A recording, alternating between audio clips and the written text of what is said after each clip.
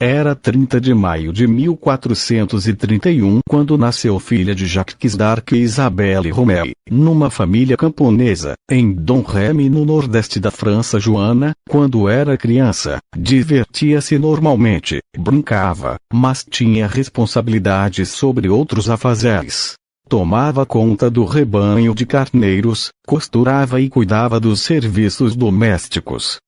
A religiosidade era outra característica presente na vida de Joana d'Arc, tanto é que, aos 12 anos de idade, conta-se que a menina afirmou ter ouvido vozes vindas do céu que lhe diziam para salvar a França e coroar o rei. Pois nessa época a França vivia um dos momentos mais turbulentos de sua história, que era a Guerra dos 100 Anos, um conflito que durou mais de um século por motivos de quem iria herdar o trono de rei da França depois da morte do rei francês Carlos IV em 1328. Segundo a lei sálica, Felipe VI deveria ser coroado por o rei Carlos não ter descendentes masculinos, a Inglaterra querendo se apossar do trono francês em 1422, com a morte de Carlos VI da França e de Henrique V da Inglaterra, fizeram com que o trono francês ficasse sob a regência da irmã de Carlos VI, então casada com o rei Henrique V da Inglaterra. Nesse meio tempo, os camponeses da França se mostraram extremamente insatisfeitos com a dominação estrangeira promovida pela Inglaterra.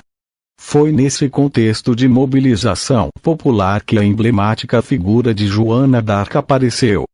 Aquela mesma menina que ouvia vozes agora alegava publicamente ter sido designada por Deus para dar fim ao controle inglês. A camponesa Joana d'Arc, com apenas 16 anos, mobilizou as tropas e populações locais para ir lutar na guerra. Logo Joana foi a Vaucouleurs, cidade vizinha a Domremy. Recorreu a Robert de Baudricourt, capitão da guarnição Armagnac estabelecida em Vaucouleurs, para lhe ceder uma escolta até Chinon, onde estava o Delfim, já que teria que atravessar todo o território hostil defendido pelos ingleses. Quase um ano depois, Baudricourt aceitou enviá-la escoltada até o Delfim. A escolta iniciou-se aproximadamente em 13 de fevereiro de 1429. Portando roupas masculinas até sua morte, Joana atravessou as terras dominadas por borguignões, chegando a Chinon, onde finalmente iria se encontrar com o rei Carlos, após uma apresentação de uma carta ao enviada. Ao se encontrar com o rei, Joana d'Arc convenceu a lhe entregar um exército com o intuito de libertar Orléans. Para mostrar que ela era mesmo enviada por Deus e através do seu sonho fazer a França ganhar a guerra, convencido do discurso de Joana, o rei entrega-lhe às mãos uma espada, um estandarte e a autorizou a acompanhar as tropas francesas que seguiam rumo à libertação da cidade de Orléans, que havia sido invadida e cercada pelos ingleses havia 8 meses. Erguendo uma bandeira branca, Joana chega a Orleans em 29 de abril de 1429. E ali, liderando o exército, Joana d'Arc conseguiu vencer várias batalhas, tanto que ela assim conseguiu fazer com que o rei fosse coroado, confirmando assim os seus sonhos. Teoricamente, Joana já não tinha mais o que fazer no exército, já que havia cumprido sua promessa perfeitamente e havia seguido corretamente as ordens que, segundo ela, as vozes lhe haviam dado. Mas Joana, como muitos outros, viu que enquanto a cidade de Paris estivesse tomada pelas tropas inglesas, dificilmente o novo rei poderia ter claramente o controle do reino da França. Na primavera de 1430, Joana d'Arc retomou a campanha militar e passou a tentar libertar a cidade de Compiègne. Durante um ataque ao campo de Margny, controlado pelos borguignões, franceses aliados dos ingleses, Joana acabou sendo presa em 23 de maio de 1430. Entre os dias 23 e 27 foi conduzida ao castelo de Beaulieu-les-Fontaines.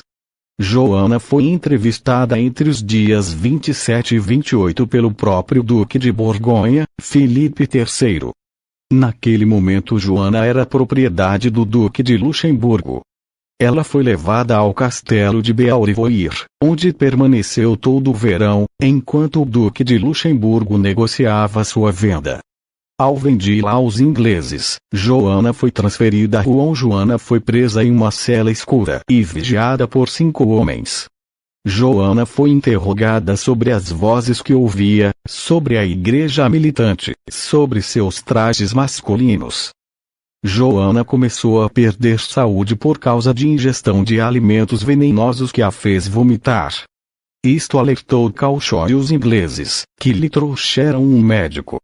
Queriam mantê-la viva, principalmente os ingleses, porque planejavam executá-la.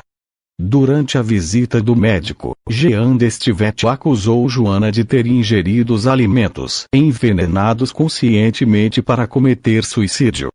No dia 18 de abril, quando finalmente ela se viu em perigo de morte, pediu para se confessar. Joana foi queimada viva em 30 de maio de 1431, com apenas 19 anos. A cerimônia de execução aconteceu na Praça do Velho Mercado, Place du Vieux Marché, às 9 horas, em Rouen. Antes da execução, ela se confessou com Jean Totmo e Martin Ladvenu, que lhe administraram os sacramentos da comunhão. Entrou, vestida de branco, na praça cheia de pessoas, e foi colocada na plataforma montada para sua execução. Após lerem o seu veredito, Joana foi queimada viva. Suas cinzas foram jogadas no rio Sena, para que não se tornassem objeto de veneração pública.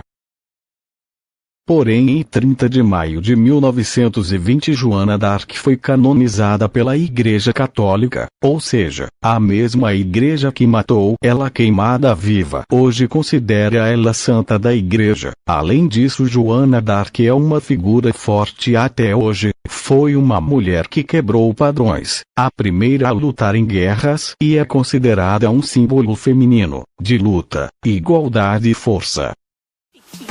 So anytime you stand me, you want your rock up like I know.